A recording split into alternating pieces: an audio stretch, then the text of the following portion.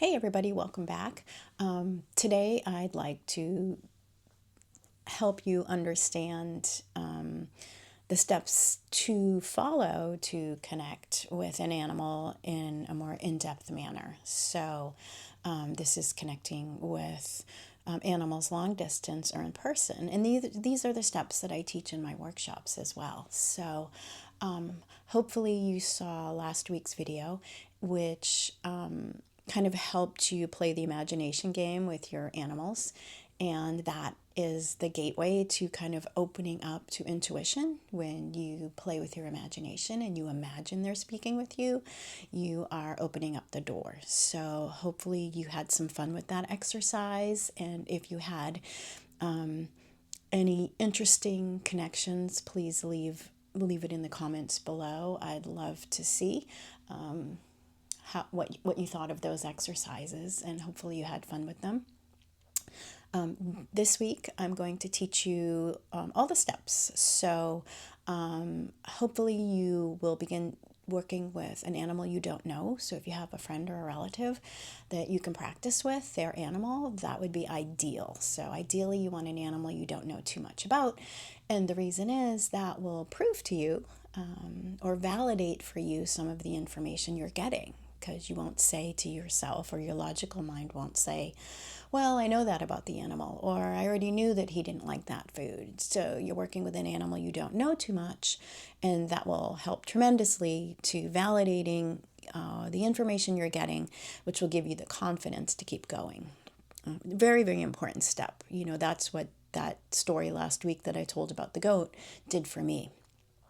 Had I not had that, I would I'd still be super skeptical. And even though you have the validation, your logical mind is still going to be skeptical and still trying to, overrule your intuition. So just keep that in mind. Just keep going. Trust the process. Okay, so these are the secret steps that I teach in all my workshops. And so when we are working with an animal, whether they are in front of me or long distance, this is how I teach it.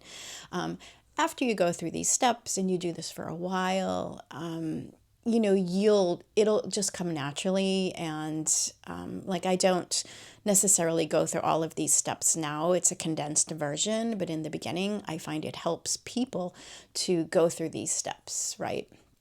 So the first thing is breathing, and you're going to take 3 deep breaths. And this just kind of quiets the body, quiets the mind. This is super important, especially if you're working with an animal in front of you or in person. And especially if the animal is a bit nervous or has some anxiety, especially if you're working with, wild animals or animals in shelters. It's very, very important that we do an energy check of our own body. And we need to breathe to quiet our mind and quiet our body. So I'll kind of instruct people to take 3 deep breaths, right? So you're going to inhale for the count of 4, hold for the count of 4, exhale for the count of 4, hold for a count of 4. Okay? We want to do this about 3 to 4 times. It's called box breathing, and this is just a wonderful way of quieting the mind and the body. It is, I will add one more little key component to that as well. When you do this, when you breathe in for the count of 4, hold for the count of 4, breathe out for a count of 4, hold for a count of 4, I want you to place your hand on your heart and focus on your heart. This raises your heart rate variability, which makes animals more receptive and calm around us. So very, very important step, okay? So I want you to practice doing that. The second thing, which happens automatically when we do this, is as we're doing this breath and we're touching our heart area and focusing on the heart, we want to almost picture like there's 2 doors on our heart and those doors are opening wide, okay? So that is just opening your heart. And that may sound silly, But anybody who's gone through the loss of an animal or any type of trauma, around animal or guilt, our heart can close down. When I was a kid, I lost so many animals, and many in very traumatic ways, and my heart was very closed. That's why when I went into the barn that day and that little goat spoke to me, what I didn't tell you about that story is when I first walked in, I broke down and I cried. And I didn't know why. I'm like, why am I crying in front of all these people in this barn? And it was because these animals blew my heart wide open. It was closed unbeknownst to me for so many years, just because I didn't want to get hurt again. I lost so many animals traumatically. So opening the heart is very important in this process. So I just want you to think about that when you're doing that breath work. So we're breathing, we're touching our heart, we're opening our heart. This is another really important step, okay? This is stating your intention. Stating your intention is so important. So what does stating your intention mean? As you're working with an animal, I want you to state your intention. My intention is to communicate with, and you're going to say the animal's name you want to communicate with. My intention is to communicate with my kitty, Maybelline. Or if you're working with someone else's animal, my intention is to connect with Ralph, the Australian Shepherd, who is located in Chicago, Illinois. So you're going to set your intention to connect with the animal you want to work with. If I'm connecting with someone else's animal, I will say the animal's name and where they're located in my minds. I say this silently. You can say it out loud if you'd like. It doesn't matter either way. And what that is doing, do you know in the old days they used to have those like little switchboards where they would plug I'm aging myself, plug their phone into those little thingies and connect with people? I guess they're called those old phone switchboards, right? So when you are setting your intention, you are plugging into that particular energy. You're setting the intention to plug into that particular energy. So that's why setting your intention is very important. So breathing, opening your heart, stating your intention, right? Through this process, right after that, I want you to smile. And I know that sounds silly, and I make people do this in my workshops, and only because it just lightens up the tension. We can become so tense because we want to connect and we want to do this right. And the minute we tense up, we're putting a kink in that garden hose, right, that we talked about last week. So smiling is just a simple way of relieving tension, okay? I know it sounds silly, but smile. It will help alleviate any tension that you have in your body. And then you are going to call the animal's name in your head, right? So you're breathing, you're opening your heart, stating your intention, you're smiling. Now you're going to call the animal's name in your head. You're just getting their attention, right? So my intention is to speak with Ralph. And in my mind, I'm going, Ralph, Ralph, Ralph. And I do that 3 times, okay? And so you're going to call the animal's name in your head. And then you're going to ask for permission. For them, is it okay if I speak with you? And then I introduce myself usually, and then I tune in, okay? And I just tune in for a moment as I pull their energy forward, okay? And then I just see what comes through. And always in the end, I thank the animal. So these steps are, if you want to, an easy way to remember them is Boss Cat, BOSSCATT, okay? That's just an easy way to remember these steps as you're going through the process. And again, you can condense a lot of this. It'll happen naturally the more you do it. But very, very important, the most important part is your breathing, opening your heart, stating your intention, and at the end, always thanking the animal. Just very, very important.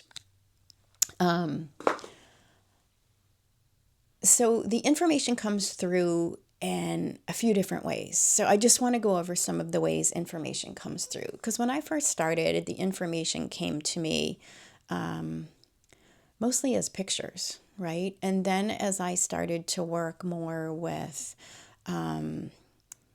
people long distance through email, the information came to me more as words. So it fluctuates. When I work with people over the phone, it's like a movie playing in my head, and I am interpreting the movie, right? When I ask an animal a question, this movie plays, and I am interpreting or trying to explain what I am seeing to the person on the other end. With that movie, I will also get other sensations. So, information will come through seeing. So, we will see the information the animal is trying to convey to us. We will hear with our mind, our mind's ears. So, we will hear them talking to us.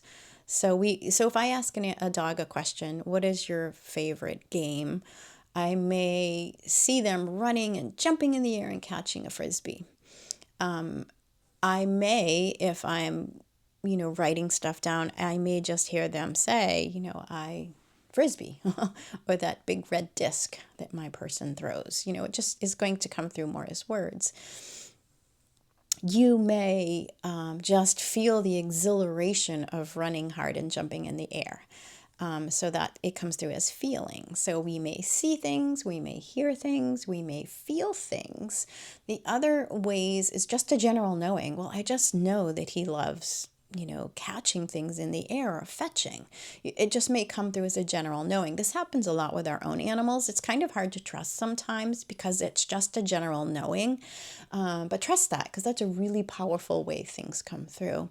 The other two ways is I may taste things and I may smell things. So if I ask, I had a consultation the other day and I was working with a dog and I asked, they wanted to know what some of his favorite treats were. And I kept seeing pickles. And I'm like, why am I seeing pickles? Dogs don't eat pickles. But that was my logical mind trying to overrule the information I was getting. So always trust what you're getting. And, I told them I keep seeing pickles. And they're like, oh, yeah, he loves pickles.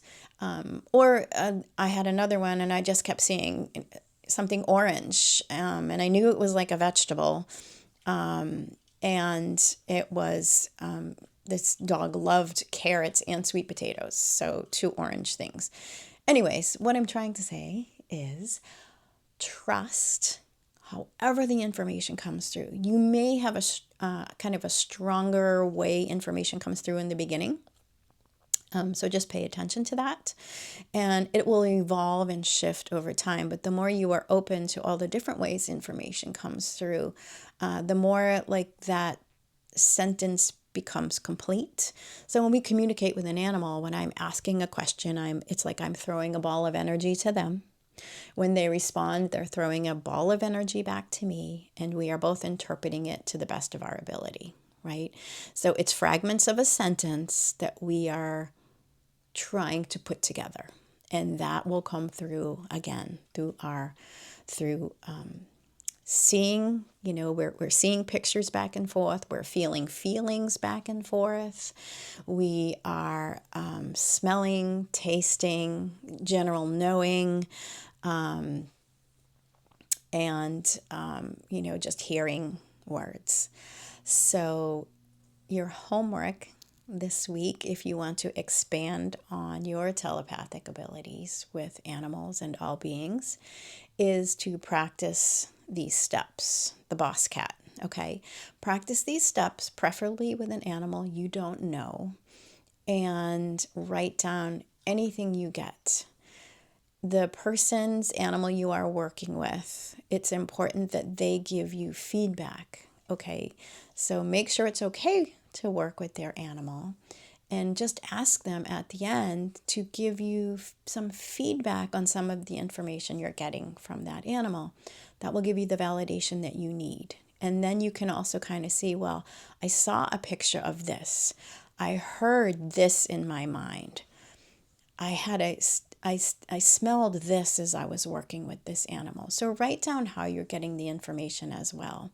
It'll be very helpful to know, where some of the accuracy lies. And again, this will all evolve and expand. Telepathy is a muscle. It is a muscle we are all born with. It's very strong when we're young. And as we evolve and get immersed in this physical world, our telepathy kind of gets hidden and we don't work that muscle as much. So now we're trying to, work that muscle. And in order to do that, it might be weak in the beginning, right? So you have to practice and build that muscle. We like to see whenever we work out, even if it's, a physical muscle, we want to see results, right? We want to look in the mirror and go, oh yeah, I do see a little muscle definition there. So with telepathy, the way you're going to see some of that definition or see that muscle growing is through some validation. So that's where it becomes very important to kind of work with some animals you don't know. So try and wrangle up some friends or relatives, and I'm sure they will be willing to, because we all want to know more about our animals, and it's fun to have somebody who doesn't know them well to kind of come in and just work with them and talk to them. So I want you to go through these boss cat steps and work with an animal you don't know. Write everything down that you're getting and how you're getting it. And next week I'm going to go over some more tips how to connect deeper. And yep, that is my phone going off. All right, we'll see you next week.